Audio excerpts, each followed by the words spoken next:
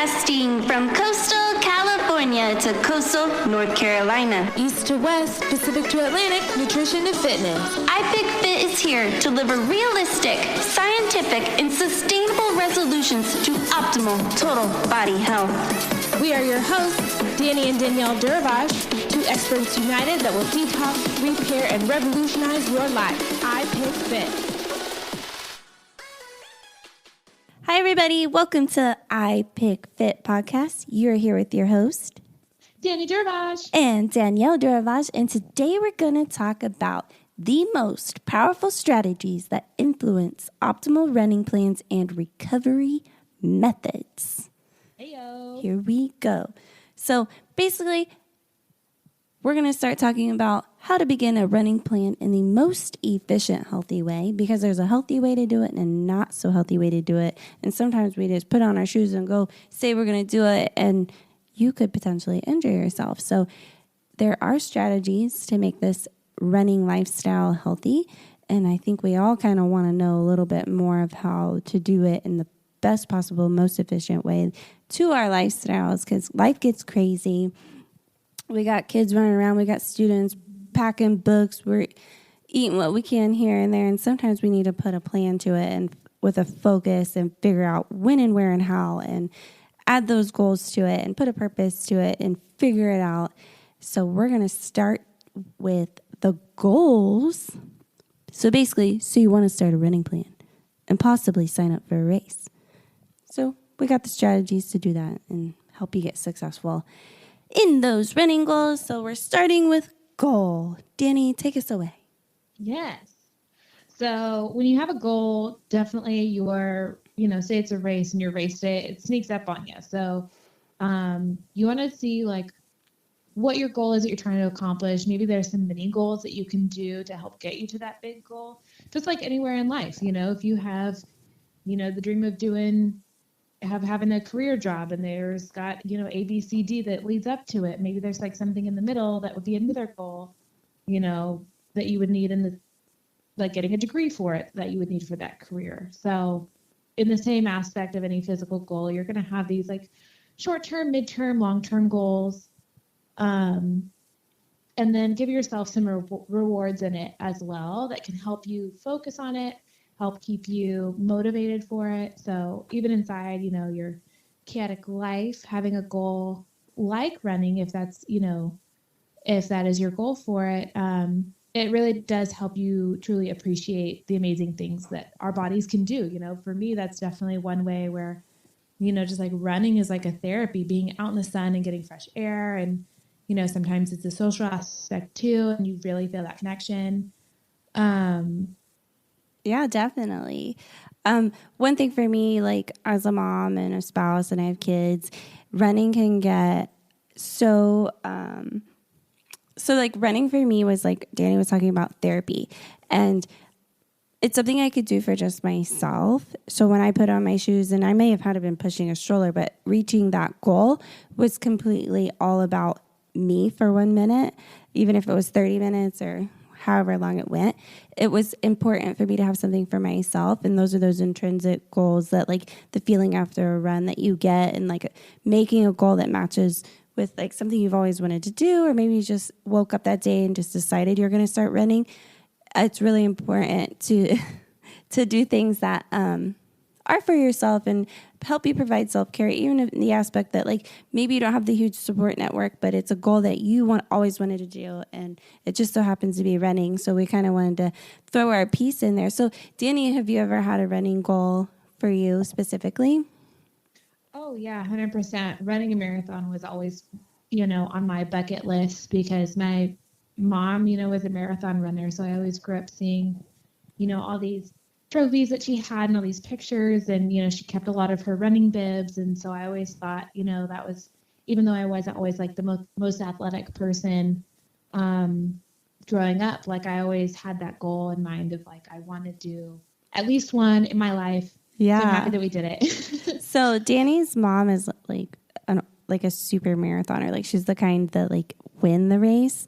So when I've ran 3 marathons, but I'm just the girl who like makes it in the middle of the pack. Like I'm not by any means competitive, but it was just a goal. Like Danny, it was on my bucket list. And the first time it was like, I didn't reach the time I wanted. So the second time I was like, I was already trained, so I'm just going to do the second one. But the third time I said, I'll never do it again unless I do it with family or a close friend that made it really meaningful. So I got to run it with Danielle, which was really cool. And then her mom, who was like super marathoner, we're just like making it in at 5 hours, you know?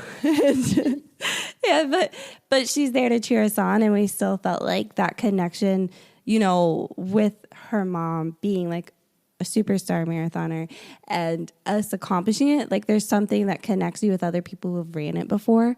Did you feel that way? Like we did it. We're like one of them, even though she's the winner and we're the middle of the pack. Yeah. Like we still did it. We're still in the 1%. No.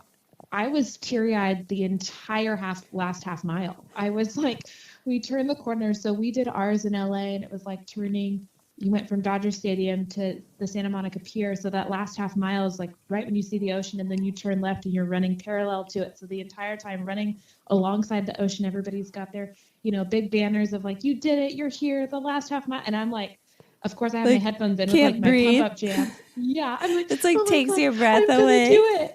Oh my gosh. It was like so out of this world. It was such a different experience. And Danielle's sister, my other sister-in-law, Brittany, was running with us too. So us 3 girls, we had a Danielle sandwich with Brittany.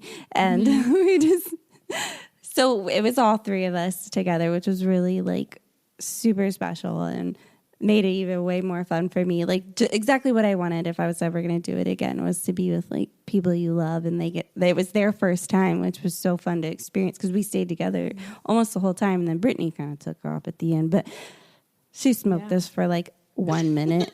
She was like, I'm feeling bad. I'm feeling great. Yeah. And I'm like dying. Like I feel like I was on my menstrual cycle. So sorry for anybody, but TMI or whatever. But, so the death that I was feeling was completely there. You're like, thank God. I thought I was going to die. But we did it, and we did it together, and it was great. And our family was at the finish line, which made it even more special because my first 2, it wasn't that way. Yeah. So, and that's why it's like important to think of the purpose, which is the next strategy that we're looking at is, you know, it's important for us to understand why we have our goals. So that was like, what keeps it going? You know, why do you want to begin running or run a race? Why is it important to you? What's your purpose? Is it to get in shape? Is it a life goal? You know, like we had, you know, Danielle, you started running for different reasons too, you know? Yeah.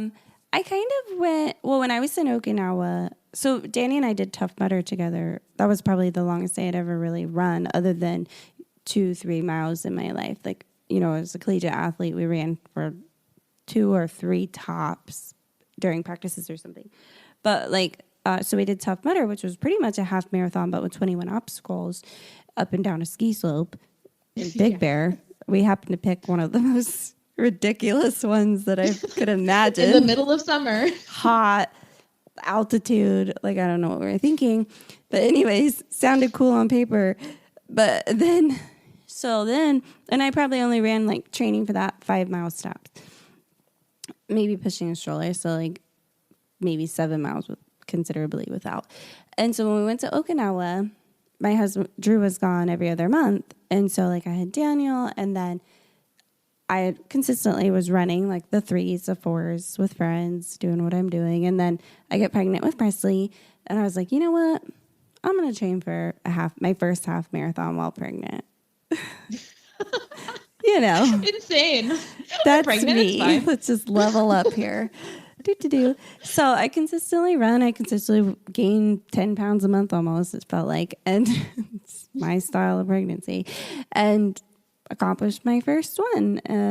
You know, it took me 2.5 hours, or almost a little under 2.5 hours to run my first half marathon, 16 weeks pregnant, so about 4 months pregnant.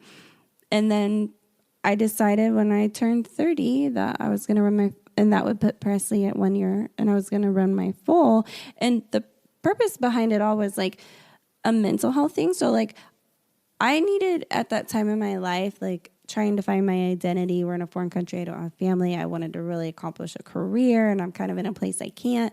And it was like something to like focus on that was healthy for me. And that could give me like mental strength accomplishing it. Because it was something like I didn't really think I could do.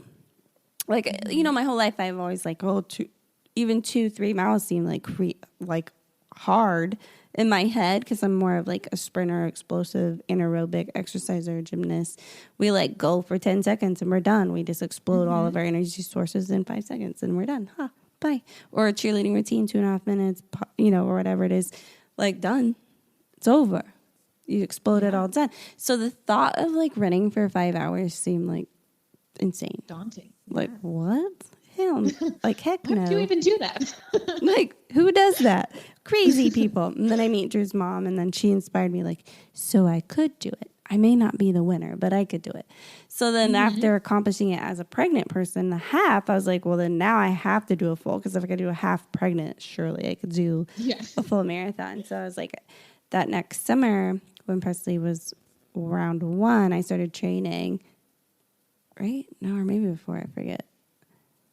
So I had him, I started training. So he was 1 when right? Did you? I forget. Yeah. I'm pretty sure he was 1. Sounds about right. Yeah. But I was still nursing, which was insane too. Running a marathon. And then, so it was December after he was 1. So I think he was 1. And, yeah, so then I didn't get, like I said earlier, I didn't get the time I wanted. So there was another one 2 months later. So I just stayed consistently running and training and ran another one and was an hour shorter. An hour? An hour. Wow. No, because I was over. So that's what we're going to get at throughout this. I was overtraining for me, which with nursing and stuff, I couldn't eat enough. Like to sustain it. And I mean, I didn't lose milk for whatever reason, but I lost muscle mass, like to the point where like I sit on a chair and I could feel like my bones grinding in like a wooden chair. Like it was like, and I'm used to being like a muscular person. So that's really uncomfortable for me because I'm not, you know, I have this like frail frame. I don't even think I even looked frail because I always have muscle mass, but it was like really weird for me. So I knew like at one point for me running 20 miles in a training plan is not necessary. For me, 15 tops, 15, 16, I don't have to run the 18, 20 because once I start getting to those numbers, I start losing muscle mass and it's really hard for me to maintain it after that. Like when I'm getting in those super large numbers. So it's something like we're going to talk about within this. So I kind of got off topic, but for right now to think about is your purpose, you know, and that's definitely like, and even if your purpose is to lose weight, you know, like the main reason why a lot of people may want to lose weight is to also feel good, either to be confident about themselves or to feel like physically like not drained and that kind of stuff. So, you know, at least knowing the purpose can at least help you feel can help you stay motivated with it. Because if you're, you know, have a goal, but you're just kind of like meh about the whole thing, it's not going to stick as easy, or it just might be really, really difficult for you to, you know, stick with it. Yeah. So, and your purpose will give you more value when you accomplish it. Like I could say my purpose for running a marathon was just to run a marathon. It could have been what I could call even my head a selfish goal or something. And then like, well, that might not be like the best way to look at it. That maybe doing it for a more positive reason, for a health reason, or for something that, like you said, makes you feel good inside your bones, accomplishing it. So you have this more, like when you finally make it to the finish line, the value of accomplishing that goal is bigger than what it would have been if you didn't go over what that purpose of that goal is. yeah. Does that make sense? Because it's like, so you make a goal, but does the goal have value? Why is it important? Going over those whys. Like, why do you want to run a race? Is it just because you've had a bucket list, which is great? Is it because, like she said, weight loss? Or is it just to make friends and be in a community? Or is it something that, like, you know, doing it is going to make you a stronger person? And that's where I was, too. And I was also inspired by her mom because she's, like, a rock star at it. But I knew, like, I would feel more powerful as a person inside me, my my little girl Danielle inside me would be more powerful for accomplishing in that as an athlete too. Like I knew this is something I had to do for me. And that's how it felt for me. Like So my in the purpose last half was- mile is when I realized that my purpose was so much more than I thought it was for my goal, that it made me realize that I can be who I want to be, not the vision that I had of what other people told me that I was when I was a kid. Like, oh, I'm not athletic, or I'm not this, or I'm not that, or whatever. That I could be who I was because I attained this goal that I associated with somebody else, and it was like, no, I'm not this somebody else. I am me, and I can do and be whoever I want to be. And that was like my realization, and why I was like almost sobbing crossing the finish line. I was like, No, yeah, seriously, I am it's woman. Hear me emotional. more. Yeah. Like it was Yeah. great. It's funny you say that because I meant to talk about that at some point, that I never identified as a runner, even though because like I have this issue with myself sometimes about if I'm not first, I'm last, or if I'm not the best, it's not worthy. I know it's like a thing, but it's like a serious problem for mine. I wasn't. So I like wasn't I laughing have at this. that. It's She Ricky started Bobby. laughing. It's like, Danny, you're a little stink. I'm sorry. I don't mean to laugh at you. I was thinking Anyways. of Ricky Bobby. Sorry. If you're not first, you're last. No, but those are the kind of things like my dad would say, and I would believe as a little girl. Like he would be like, if you're not the best or the fastest, then what's the point? Kind of feeling. And I could be like hearing him as my dad was a full blown alcoholic. So like he probably was saying that out of like rage, and like we believed it as kids. Kids believe stuff like that. But so like my whole life, I just was like, I wouldn't try stuff if I wasn't the first, because was so embarrassed internally that like, so that was part of me doing a marathon, was like being cool, being in the middle of the pack. Like it was like, yeah, like I did it. Like I did something and tried something that I don't identify myself with. And I accomplished it and was super happy with being right in the middle and just passing the finish line. Because that was something I had to get over. So when I talk about mental health, that was kind of like the core of it, which is And it's like not kind of a letting bizarre thought. It's not letting other people's, words and stereotypes. They say like, sticks and stones will break my bones, but words will never hurt me. It's like, well, words really do stick around a lot, and they stay in your head. For sure. And they can control like things that whether you try new things or do things in your life, and you're like, oh, like their opinion, of me and my like being average at something like became like hurtful or scary, and anxiety erupted from it just by a statement that meant nothing. It probably wasn't even towards me. It could have been towards my brothers or something. Yeah. But it affected me for all of my life, and I wanted to like punch it in the face. And being average was one of those things for me. Which you are not, Danielle, by the way. If you ever need somebody to tell you, you are not average. You're amazing. So I'll be here all day, every day. Oh, man. But this is why you need sisters in your life, right? Like, I have brothers. They're like, okay, Danielle. No, just kidding. They're supportive.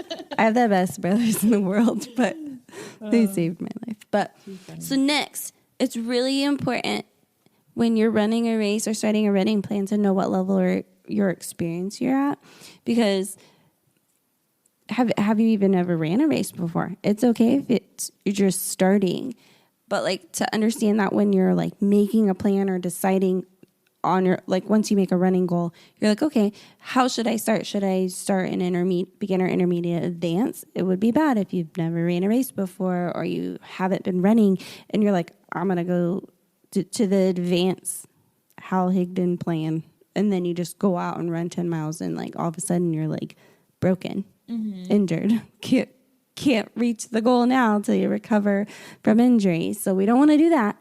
Yeah. So, and also like to assess, are you healthy enough to do a running plan? Like, is there something that you need to do like medically before you make the goal and like start working out towards that goal? And then does your goal realistically match your experience and the level that you're at? So we need to understand our starting point so we can identify order to actually be successful in accomplishing that goal. And also, even though our starting point could be potentially slow, always have a proper warm up and cool down in order to prepare the body, because you never know. We really don't want that injury to set us back. And then incorporating strength training, speed and agility, and quickness training, and specific running mechanics can help us reach our goals really more efficiently. So like make sure like you're adding that in. So know your level and experience, and then even if it's in the beginner, do beginner workout exercises and strength and resistance and stability exercises within your goal plan, so we can enhance our level and experience throughout the goal. Yeah. Also, like beginner level is no small feat. Like being in a beginner level, first off, you're there, you're showing up. That's more than some people who are too intimidated by the overall training process in itself to even start with it. So being in a beginner level, like first off, like props to you for starting it. And then also we all start from somewhere. It's much easier and it's much healthier to start from a beginner level and progress upwards than it is to jump into, like to have your ego in there and starting with a moderate or an intermediate plan, and then getting injured to the point where you can't even do the race at all. Do it at all.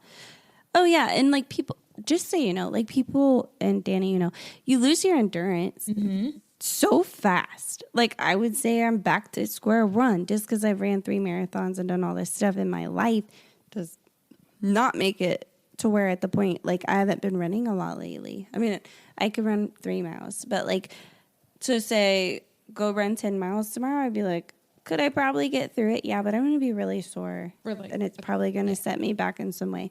So, like, don't be afraid of that beginner status, like Danny was saying. It's just like everybody goes back. Like, just because we've ran a marathon before doesn't mean we're marathon ready right now. You know? The use it or lose it property definitely comes into play. It's so true, especially if you weren't even strength training in between. Like, me and Danny may survive a 10-mile or even a half marathon tomorrow if we ran it, potentially without injury. But, like, the statistic is that it could potentially happen, so it's not worth it. But, like, we also work out consistently, so we have the strength to do so. But be aware of, like, where you're at and don't feel bad about it is, like, the true point. Know your level and experience, match the goal with your level and experience, and kind of like play with that and be careful, because injuries make it so the goal doesn't exist potentially, or take you a year out. You break your ankle because you weren't ready, and you already bought your $150 race ticket. And it's a goner. Yep. So next, if you want to have a race that you want to do, and it's important to say, like, if I were to sign up for a marathon next month, well, we need to assess the time it is from the goal to the that would not be a practical goal. You really need, unless you're like half marathon ready, you really need 16 weeks. At least, depending on your level. Like some people might need 20 or more, but you really need about 16 weeks to assess like a running plan for a marathon. Now, even if you're a beginner and you haven't ran at all and you want to do a 5K, you still need about at least a month to 6 weeks to like really accomplish it if you haven't been running and working out at all. I mean, that's just dependent upon every individual. It's going to be different. So really, when you're making a goal, make sure you're giving yourself enough time to accomplish it is really what we're trying to get at. And I would say like most of the time, so it takes, like about 3 weeks or about 20 some odd days for your body to get used to a routine. So even if it's just giving yourself that routine of training for a specific race, like even thinking of that, like thinking of more than just your body, thinking of like your mental state for it too. It plays a factor as well, because especially when you start thinking about a marathon, if you can run, and that's why when you train, why Danielle was talking about like, she'll run 15 miles. If you can run up to 15 miles physically on a consistent basis, you can run 26 miles on one specific day. That's fine. Yeah, absolutely. Physically, you're going to be okay. Muscularly, you're not going to be injured. And that's where like the experience goes into play. Mm-hmm. I know that now because I've ran 3. And my first one, I went through like overtraining part of it. And so like in the next one, I never ran more than 15. I maybe ran 15 once. And then I would just go back. I went back to like 8 miles, 10 miles. After the marathon, 8 was my long run now. 10, 12, 13, 15, and then taper from there, go back down to prepare for the full. So like just like Danny was saying. And beyond that, from like 15 to the 26, from that, it's a mental game. It's you physically telling yourself to push past the tired, to push past the hills, push past the other people around you, and just to eat be the like, food. All right. Eat the food when you don't want to eat the food during the run. Yeah. You're just like... Because sometimes you're like, I'm stuffing this in my mouth, not because I want to, because I have to. Yeah, not because it tastes good necessarily, but just because you know. And even... You're like, we'll crash if I didn't. Yeah. And even as crossing the finish line, I was like, where is a dang burrito? Like, I need like... Give me something. I need a bagel. I need a protein bar. I need a banana. I need you. Give me anything to put in my mouth that is anything. Food. Like, I just need food. Anything. But substance. I need sustenance. Yeah. So assessing that time in your race, because it's going to account for your mental state for it, being mentally ready for it too. Yeah, definitely mentally ready too. So be realistic. Like I said, if you've not been running a marathon in 1 month or 2 months is not the way to go, because it could potentially obviously set yourself back with injuries. So next we're going to talk about schedule. So it's really important to understand, do you work full time? Are you married? Do you have kids? Do you have family and friend events? You know, all the things that we have to do in our normal life, the things that we have to do, and then creating that schedule that is realistic to like your normal schedule, because you have to schedule it in. So there's 30 days in a month, there's 7 days a week. If most days you work 40 hours a week, and then you have kids sports and blah, blah, blah. So like it's important in my aspect to do this through like, you know, different times. Like ask yourself the questions, like write out your I like write it out on paper so I can like visually see it. And then I try to do it by little times of the day so I can see where my windows are. And then just for example, if you get up at 6 a.m., you shower, prepare the kids' lunches, leave the house at 7 a.m. until 4 p.m., pick up the kids from school, prep dinner, go to, you know, the kids' sports, bath time, reading time, bedtime. And you're like, well, where could I possibly work out or go for a run? And really what you want to think about is like, maybe you have to get up at 5 instead of 6, or maybe you have to run at night, or maybe you have to split it up. Maybe you have to do 30 minutes before, like wake up 30 minutes earlier, run, wake, you know, and vice versa, like at nighttime, or maybe your lunch break. Like if this is a goal that's really important to you, you kind of have to find your windows. And I do that by like physically writing it down on paper. I could schedule anything on my phone digitally, and I don't comprehend or remember it. It doesn't stick. Like I'll forget like whatever I type on my phone, because it can be like, it's almost like not out of sight, out of mind, but it feels like way like texting like into my phone. I'm like, I'm not going to retain it. I like to visually see it because I wrote it. So that's one thing to think about. Like definitely in your, like be realistic with your schedule. Like what can actually work. Or even if you have kids and you're like, okay, now maybe I have to push my kids in a stroller. I pushed Presley once because wasn't comfortable. He was 6 months old. So I wasn't comfortable leaving him. So I must have ran the full marathon before he was 1. No, I was training, I guess, during that time. Anyways, I ran 17 miles in the rain pushing a baby because my husband wasn't here and I didn't have family around. And I didn't, you know, like feel comfortable yet. He was still nursing, and 17 miles is still some hours. So I wouldn't have gotten back to him to nurse him and all of that. So he was with me. And we just did it. Boss, because pushing a stroller while you're running, Jesus, my biceps when was it? I think it was with Daniel. Did you push Daniel? We're doing Tough Mudder, and we're training for Tough Mudder, and I think we were running in the neighborhood and stuff. And I'm like, oh yeah, I'll help you push. And I'm like, oh my God, you make it look so easy. This is difficult. Oh man, it's a workout. And that's another investment. Yeah, buy if you're going to run a marathon and you know you have to push a baby or a child sometimes, don't buy the $200 stroller. I'm telling you right now, it's a $500 gig. It's just worth every year because you're going to quit. If you buy that shaking stroller and the wheel doesn't swivel, it's like death. Buy the $400 or $500 stroller and just charge it. I don't care. Like, whatever you got to do to get it, borrow one, buy it off Craigslist, whatever your situation is. It's a need when it comes to distance running. You buy the Bob or the Summit X3, the Tool, any one of those are like legit, but they come with a price tag. So when Danny has a baby, that's what I'm buying her for a baby shower. And I'm going to cry so hard. I'm so excited. It'll be like, I'm like, sorry, Danny. It's not the fun present. It's the need present. Oh, yeah. You're getting the stroller. Because sometimes, like, you don't have a choice to go to the gym. You're not going to bring that baby to a gross gym. Sometimes you're like, I got to get exercise in. She's going to do an iPick Fit workout and go for a run. That's right. Yeah. Plus, mama's going to need some sun. Yeah, get some vitamin D up in here. D, yeah. So, yeah, match your schedule and be realistic. Like, know what you're doing and make it so it matches, and understand there could be potentially sacrifices in there where you have to go, now I have to wake up 30 minutes early. But is that goal and the purpose of that goal important to you? You know, that's where you got to assess it.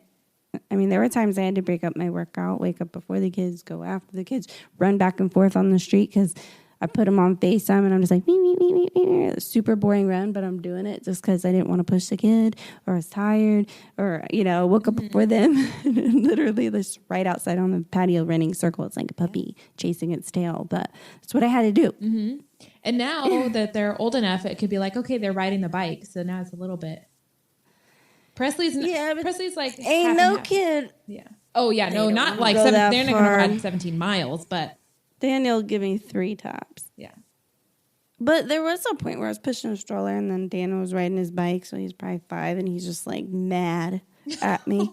Mad. I'm like, Daniel, you're getting a great workout in. You're doing a great job. Sometimes I call it a power boost. So I'd push his like seat to push him. Yeah. Give him you Mario Kart or something. You get like the power boost. Yeah. Like, pew. I'm like, power boost, coming right up. Pew. And he'd be like so excited, but then he'd like start slowing down. So I kept doing it. And then like, you know, I'm getting really tired. Yeah. But we did what we had to do. Yep. So you had to be realistic in that schedule and know sometimes it's not always going to be easy. Yeah. And that's where you go. Next one is like visualizing your lifestyle, you know, like, do you have a busy one, a slow pace, moderate pace? Like, do you have kids? Do you have help with your kids? Do you need help? Do you need that stroller?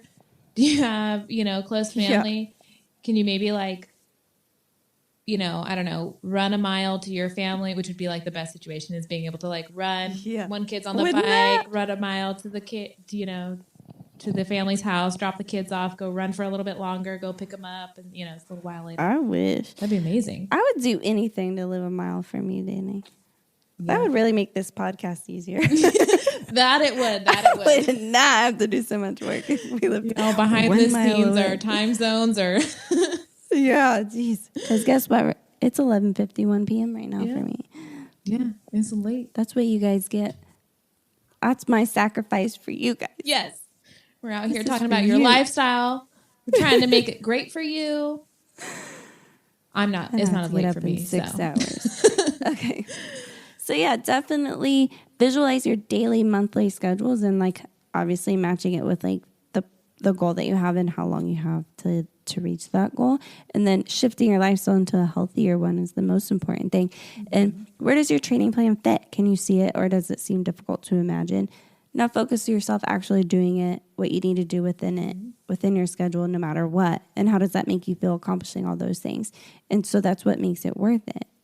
Even though sometimes you look at your schedule and you can be like, I don't know how in the world I'm going to make this work. But when you do and you focus on it and you have that plan, you're like, fine, put on the shoes, walk out the door and do it. Mm-hmm. At the end of it, you're like, I did it and I did it when I didn't think I could do it. And that brings so much like excitement and value to like everything that you're doing towards your goal.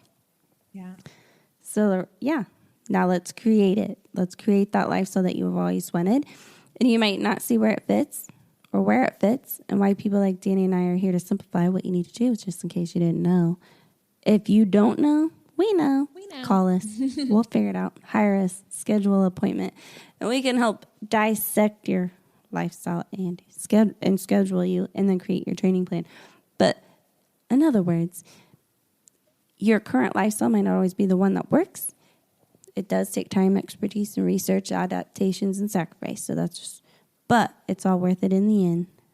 It's matching the goals and accomplishing what you needed to do. So that's where we come into training plan. Danny, take it away. Yeah. So you've got your goal. We've talked about a training plan.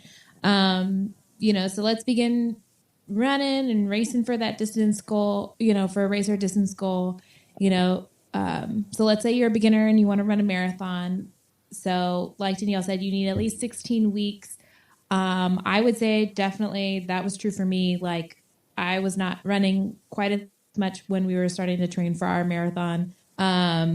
And so you have a busy lifestyle and just passing the finish line is your goal. Like it was mine, so it's like 26.2 miles, 16 weeks. You got to write down your schedule, your lifestyle, think of what's going on. So don't. And sometimes just passing that finish line is enough. Yeah.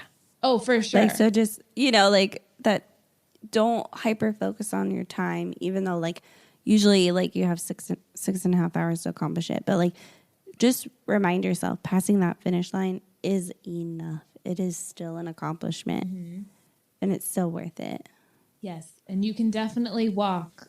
There are so many times when it's like you don't want to walk. You're like, no, I need to run this whole time, blah, blah, blah. And it's like, if you're ready for it, if you're going for it, great. If you can't, there's no shame in walking for it. There's some people who just walk the entire finish or the entire marathon and they might not get there in that 6.5 hours. It might take them longer, but they get there, and I remember there were people who were just walking Tough Mudder, and just walked all of Tough Mudder. And that's like 13 miles and they were doing it and they weren't. Well, maybe they were smarter because they were like, we're in altitude going up ski slopes, and hear me and you were like, woo. Yeah. Yeah. And that's how I was. They're like, we just gonna walk this. Yep. And I was like, man. Oh, yeah, that's a great idea. That sounds amazing. Yeah. Let's all walk. Forget it. Yep. But yeah, so don't worry if you start off, when you start off, your plan is always going to be start off small and eventually it'll progress. So like, if you're like, I haven't hardly run at all, the first week's like 1, 2, 1. Yeah. And then it goes to, 1, 2, 1, 1, 2, 1, 2, 3, 2, 2, 3, 2, 2, 3, 2 again. Then it's like 3, 4, 3, 3, 4, 3. And then your long runs will be on the weekend. So it's like, it gives you a chance to keep adding on every single week. So like, don't say, I'm not going to do a race or I'm not going to, whatever distance it is. Just know like it starts from square one. Even like a 5K, it's like walking this distance, jogging, walk a minute, jog a minute, walk a minute, jog a minute. And eventually it's like jog for 20 minutes. And like it just keeps adding and adding and adding slowly. So like even if your current situation isn't like this ideal runner status with this identity of a runner that we all I was battling, but like you can still do it. So like just know like it starts off slow. Yeah, and that does also to help with you like working out how it's going to work in your schedule because a mile, even if you're just walking the mile, could be like 15 minutes. So if you're jogging it, it's probably going to be faster than that. So it does give you that time to figure like, okay, do I have 10 minutes to maybe go for a little quick run? Be like, okay, most people can figure out 10 minutes. At least, absolutely. Like we've talked about me being on Instagram for an hour. I can fit in 10 minutes to go run. Yeah, so Danny definitely can do a 10-minute workout. And if you don't know, you're not getting a high enough intensity of a 10-minute workout, I can smoke you in 10 minutes and you'll be dead. Oh, yeah. I don't mean that literally. I mean that physically. Oh, yeah. I can rock. I can Panting, make you really sweating tired in 5 minutes. Your palms of your hands. Yeah. It's like I have this innate skill to smoke people and exercise. Just saying, you got this. That's all I really want to say is you got this. Go. And that's and that's where like she was talking about the 1-to-1. So run a mile on one day, run 2 miles another day, run 1 mile another day. So it's like 3-4 times a week. You've got those short days and, your weekends, maybe you have time, as you progress, you're going to have time to run a little bit longer. And of course, on, maybe another day where you can do a yoga, like maybe you have a yoga class that's nearby you, or just there's tons of apps that have yoga and stuff too.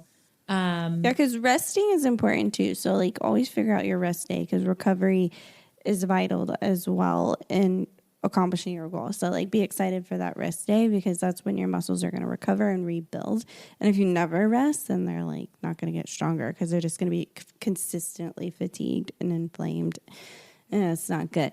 So one thing I always want to reiterate, when you're making a plan or even talking to someone who's making a plan for you, remember like your perfect plan is going to be different than someone else's perfect plan, because assessing like your needs is the most important thing when it comes to running, even though you may need to run with a buddy sometimes, but like their speed or their condition or their experience may be different than yours, and don't like compare it in a way that is negative. Like if it bothers you that someone might be faster, maybe go find someone that is running your speed or slower than you, so you don't let someone else's like speed like mentally make you want to quit. Mm-hmm. So like make sure, and your lifestyle and schedule is completely different than theirs. So like how much time you have to allot towards your performance, let's say, or your goals is going to be completely different than everybody else. So make sure you're individualizing that. Yeah. And something that like I didn't think about it until starting to race, like starting to run more often, was that, like our sister Brittany, like she was in track. So she ran, faster paces. And when I was starting to get into running, I would run, like anywhere from like 2 to 3 miles, just because those were like easy mile markers in our neighborhood and stuff. And so when we would run together, I would start out faster and then kind of like taper off.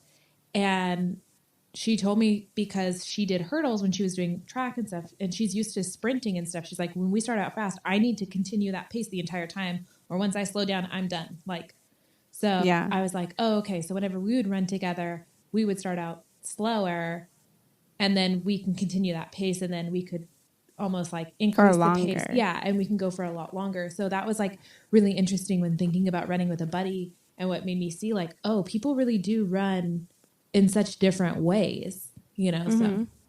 So it's like, I'm similar in one aspect. If I were to run and then like stop, my body immediately wants to repair. Mm-hmm. So some people like in a race, I can walk only uphill where like the intensity is higher, where my heart rate's still consistently going at a similar pace. But once my heart rate drops, my body's like, all right, let's let the fatigue come in. The lactic acid's flowing. Let's get that. We're done. And then if I start running again, it's like so bricks. Painful, like, yeah. like I can't lift my legs anymore. So I'm kind of one of those that kind of have to keep like, even if I'm like walking pace, I have to like pretend like I'm jogging, like move my legs like a jog, even if it like embody like a jog, even if it's like literally the speed of walking. Like I think I'm tricking my body. I don't know if it's really working, but it seems like it's working for me. Sounds crazy, but like I have to like, it's different for me. But then I have friends who can like totally walk and it doesn't affect them, during a race. Like their body doesn't immediately want to just start repairing muscles. My body's like, oh, she done. Like walking to it is done. Like walking's done for me, I guess. Yeah. See, whereas like I can walk, but the second I sit down, that's how it is. I'm like, I am not moving. Like bring the food to me. Body like says no. Greek goddess over here, just like put the grapes in my mouth. I'm ready. I'm done. I don't want to do it. Can't lift arms. Help. Nope. Straight up. Princess Danny. There we go. So don't ever let someone else's exercise level deter you from reaching your goals. I think it's really important to not always compare. Like, I had friends people always say like, Danielle, you can run faster than that, or you can lift heavier than that. And I'm like, that ain't me. I just want to be average right now. Okay. Yeah. I don't have to compete with her. Let her be the winner. Yeah. For running, I'm not the winner and I don't want to be the winner. For me, average is what I want. Yes. It's great. Now, put me on a cheer floor or a tumbling floor, I might get competitive. But in running, distance running per se, maybe a sprint, I might want to be the winner. But not, okay, let's talk about Brittany. On the other hand, she is 5'10" and her legs go to like my ears. So let's just say you can't compare to Brittany because she's went to like an amazing high school for running or all sports in Los Alamitos. And then has mom's jeans. She's tall like their mom. Obviously, mom's a marathon. Brittany could be winning races. Oh, if yeah. she She could qualify for Boston Marathon. Yeah. With that. Yeah. Yeah. I would probably with minimal training. And her legs are to my ears. Yeah. So it's just like a gazelle running. So I'm not comparing myself to her. Yeah. Me and Danny can't compare ourselves to her. But we all did it together anyways. Yeah. And loved every ounce of it. Yeah. So don't let someone else's like situation or experience or training deter you from like doing what you want to do when it comes to running or exercise. So then we got to lead into cross-training plan. So make sure it's implemented because trust me, you're going to want your muscles to be strong when it comes to eventually. It's going to be really important. You may think you can run 3 to 5 miles with no resistance training or strength training. But I'm telling you right now, at some point you're going to wish you did. Mm-hmm. Yeah. Yeah. For Having like squats, leg workouts, lunges, and like even just endurance workouts really helped with my overall like breathing pattern, really helped, like it helps in so many other ways. Like not only is it like vital for your muscles to be physically stronger and to have more pushing power, like longer pushing power, but doing different workouts helps work all those different in between, muscle that's going to help with your balance and stuff too. Stabilizing your joints. Like your knees and your ankles are super huge, and hips are a super huge component of running. And then it goes into your back next. And if you're not implementing some of those strategies in cross training, you could potentially overwork your muscles because could easily start getting less strong, getting weaker instead of stronger if you're not putting some focus on it sometimes. And obviously rest is huge too. Yeah. Rest, recovery, and stretching. Yeah. But within your cross training plan. So warm up, cool down, stretch, and do all those dynamic exercises inside of it, like running dynamic exercises to keep you strong. But yeah. A good, we don't want to overtrain. Visualization that I had when I was like thinking about when I was starting to like weightlift more and do yoga is like physically thinking about your muscles like stretching so you can almost like fill them more with more muscles. So you're like thinking of your muscles stretching longer so you can like fill them with more muscle and make them stronger. I know what you're saying, yeah.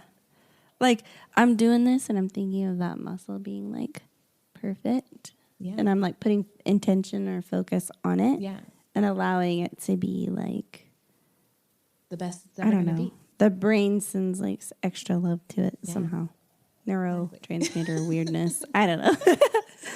No, but I like what you're saying. So distance running can start burning off muscle, or that's how I say it. Like it might not be technically burning off muscle, but so it is really important to keep those muscles strong throughout. Yeah. Especially as you get into like longer distances, you'll definitely start to feel it if you're not replenishing your body after an hour, which we'll get into our next point about nutrition. But like with distance running, your body's going to need to take energy from somewhere. The easiest source for it is muscle. So that's where you're going to, and you feel it. Like it's really funny how fast you feel it, or at least that's when like we did is like, when I'm running, the second I hit like between 6 and 6.5 miles, my body and my brain is like, get me any sort of food source. You're hitting a wall now. Like, and I need it right then because it's like all of my all my carbs, everything that I've used to fuel my body is out and my body is going to start eating my muscle. I feel like every runner who's gone through distance has like these mile markers. Like I hate mile 1, 4, and 7. And I feel like I can feel that shift, the energy pathway like shift at those points for some reason for me. And if, like you said, if I'm not replenishing it with some sort of food source, to replace it quick energy source, whether it's like a Gatorade or a gummy, a honeybee stinger, which both metabolize really fast for me to turn into energy.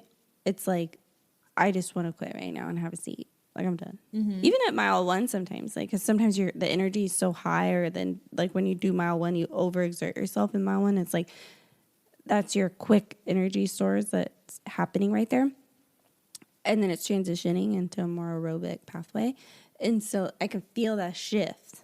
And then if I don't replace anything, I can feel it again at like 7. Yeah. For me. Yeah. And yours might be 6. Yeah, but it's different for everyone. Mine's 136. Yeah. Wow.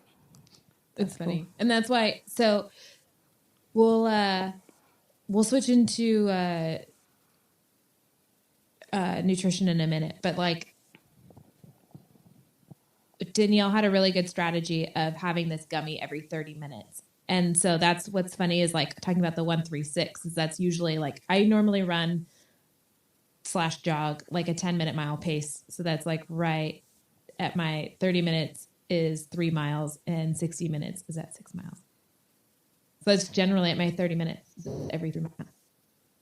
That's funny you say that because I bet it's pretty closely because I might be like a minute and a half faster at that time. 8:15 to 9, yeah. I mean, maybe not right this second because I haven't been ready, but like no, when you were at that time. Training. So that's really funny that you're saying that because we've never talked about this, so it's really it's like light bulb moment. Light bulb, like whoa, yeah, that's cool. Yeah. Anyways, yeah. So nutrition plan. Yes. It's got to match. You got to make sure that you're not only matching it to like the activity that you're doing when it comes to running, but also like scheduling it within like your schedules. Cause like me and Danny were talking about how like what you ate the night before is fueling your like energy stores inside your body to prepare you with enough energy to actually facilitate your runs, distance runs especially. So, make sure you're like eating that right, like rice and quinoa and carbohydrate starches that are ready to prepare you for enough energy for your long run. And like something for me, so something to think about is you're going to want to have when you're doing endurance or when you're doing strength training or any sort of training, it depends on what your goal is. So if your goal is like, oh, I just want to be healthy in general in life. You're not running a marathon. You're not trying to run or train for anything. You're just like, I just want to be healthy in life. Your timing is not going to necessarily matter as much. It'll be like in a general, like overarching theme of what I'm eating is healthy. Okay, I'm going to, for the most part, be good. When you have a race to prepare for, when you have a competition, like if you want to be a bodybuilder, if you want to be a weightlifter, if you want to do those kinds of things, that's when your nutrient timing really comes into play and what you're eating really, really comes into play and what matters more. And the reason why it matters is because this is literally what's going to determine how you're feeling during your run. So just like how Danielle and I have talked about with gels and with certain types of things, it doesn't work for us. Whereas like the honeybee stingers, like they're, for us, game changers, whereas other people might not like the way that their body uses honey might be different for them. It might sit more in their stomach or something like that. Yeah. Or some people can take caffeine, like gummies with caffeine, and that makes me have to go to the bathroom. So, like, and it doesn't work for me. For the bathroom, I don't want to do that. I've done that before. Yeah, and like what I used to do before. But some people it rocks. Yeah. It's like what I used to do before was I would have like an orange. So it wasn't the best those are good because it still had a little bit of fiber, but it still had enough sugar and enough carbs to help get me through it and really help sustain my body, and especially if I wasn't having a high carb and meal. The citric acid before. helps absorb the sugar quicker, like the energy in the orange. It's definitely like an aid in that. Just want to say that. Oh, yeah. Yeah, no, it does. It does. But it's really funny to like think back on it, when I was how old was I? I want to say like 18 or 19, maybe. I know I was in college, but I had just graduated from high school. My older brother Troy, he would use like pre-workout. So I was like, oh, okay. Maybe there's pre-workout for girls. So as you're talking about caffeine, this is what I think about is using pre-workout that like for a Jack run. And 3. I was like, oh, okay. Yeah, no, I didn't use Jacked, but I was like, there was like a pre-workout for, oh yeah, no. I tried it once, and that's what I said. I remember Troy having that. Oh yeah, it's like a Jacked something. Yeah, because it was like it is like 10 or something. Yeah, I don't even think it's legal anymore. It's not. But it's yeah, kind he used of to like talk about what you how would think. He felt like he was like crawling in his skin. He was like, my skin is like itchy. Like I need to go like work. a meth addict or something. He's like on cocaine. Like no, but like I think it took a half of it, like a recommended dose or whatever. And I was like, this stuff should not be legal. Like it's like a level of caffeine that just is wrong. Yeah, no, it's like holy like cow. never, for sure. So with the pre-work I had tasted like blue raspberry, and I am now cannot have blue raspberry things. Oh no, it was so bad. My mouth was dry when I would run, and it was just a weird taste, and it's just not fun. But yeah, so when you think of caffeine, some people it works great, some people need it, some people use it and it works great. Not me. Well, like the thing is, whatever you're training with, like definitely when you're like have your plan and you're getting into those longer runs, like try some stuff. Like I tried some stuff, and I don't do well with gels, and I don't do well with anything with flour in it, gluten. So like they have like the even honey bee stingers is like a wafer thing that people pack in. Great for like a hike, I think, but for distance running specific, no go. Like it would make me feel sick. So, but like that's not true for everyone. Like Danny said, like we may like these gummies, you may like the wafer, and that might work for you differently. Or even having it, caffeine in a gummy may not cause you to have to go to the bathroom or something during your race. So play with what you train with, and then use for race day something that you actually remember working for you, and as the sugar. That's what your body's going to be using as a fuel. So, but we're going to go more into nutrition plans next week too. Yeah. So be ready.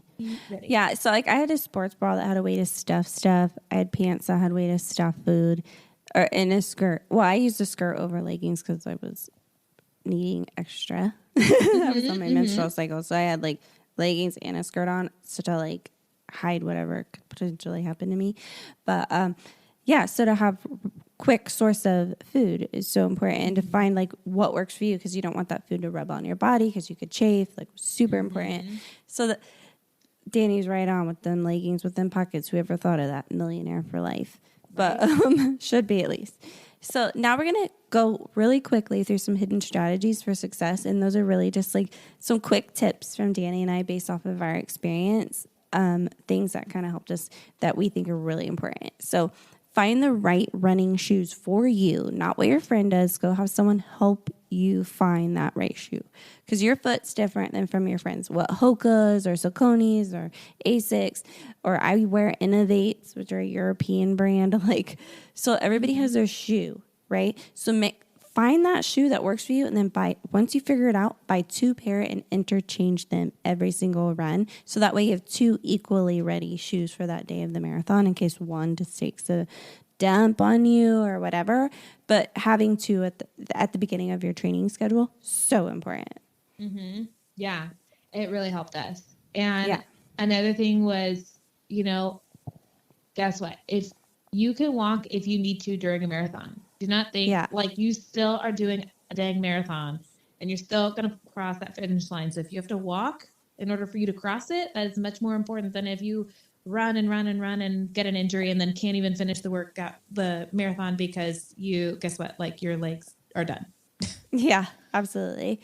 And then obviously, like we just talked about it, but find that food that works for you for your long distance runs, practice with it, and utilize that during your training plan. For sure. So important.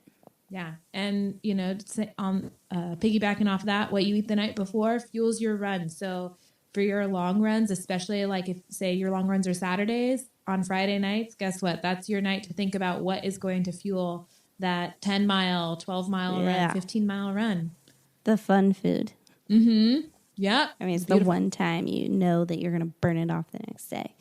And then Bluetooth headphones are literally like a lifesaver. And find some that last longer on a charge than 5 hours. Yeah, because when they die on you and you're just like, dang, I don't have my jam for me to cross the finish line with. And they die right when you need it. Yeah. Like right at that 20-mile marker. And you're like, I literally have 6 miles to go and I don't have anything to pace me. And I can't get that energy. So music's so important in so many facets of life, especially in the world of fitness and exercise. So invest in those Bose, Bluetooth, whatever you got to do to find it. Yeah. And then find your drink method between Gatorade or water or, both. It's different. Both. Yeah. Interchange them if, it's different for everybody. A good way to tell for a workout is, hydrate as much as you can, do your workout, and then see, the next hour following your workout, how, do you have to go to the bathroom? Do you have to pee? If you down a whole thing of water after your workout and you didn't go pee yet for the next hour, guess what? You weren't hydrated enough. Good. So keep it going. And then practice in the clothes you're going to wear on race day during one of your long runs, because you might buy this super cute outfit for race day and you've never ran in it.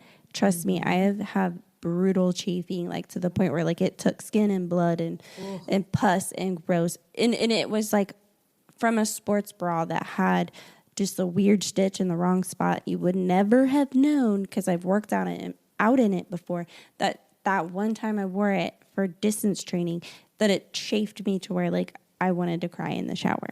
Mm-hmm. Only because it simply rubbed, and I would never have noticed unless I had ran in it that long. The slightest movement of a seam can cause serious issues. Yeah. Or even on your shoes. That's when you lose a toenail. A slight rub. That's exactly what I was going to say. Yep. Yeah. I lost a toenail for Tough Mudder. Oh, man. Just to have those black shoes. Yeah. But yeah, so this concludes our day for this topic, the hidden strategies for running success. And next week, we're going to go in way more detail with the nutrition part, because I know you guys are probably super excited to learn about that. And that's a really important strategic thing and science to it that we're going to talk about. So thank you for listening. And happy Valentine's Day, guys. Yeah. Post on Valentine's Day. What up, Love Day? Love Day, love us, love you. That's the way it goes. Yeah. Just a quick insight. Growing up, my sister and I, we always called it Love Day because, our mom told us that was the one day of the whole year, because we're sisters and we fight, when we're little kids. That was the one day of the whole year. Everybody was everybody's Valentine's, and we couldn't fight. We all had to love each other across the whole globe. So did it work? It did. Yeah. We still have Love Day. Give it to Andy. Yeah. Best mom ever. So happy Love Day, everybody. Happy and Love thanks for Day. listening to us. And we'll see you next week for nutrition timing and marathon training or running training with nutrition. We'll kind of go over that. Yeah. And thank you. See you later. I Pick Fit. Thank you for listening to I Pick Fit podcast. If you liked our show and want to know more, go to either ipickfit.com or she'ssustainable.com. Please leave a review on iTunes and subscribe to our channel. Feel free to email us anytime with any questions or topics of interest at ipickfitdanielle@gmail.com. iPickFit.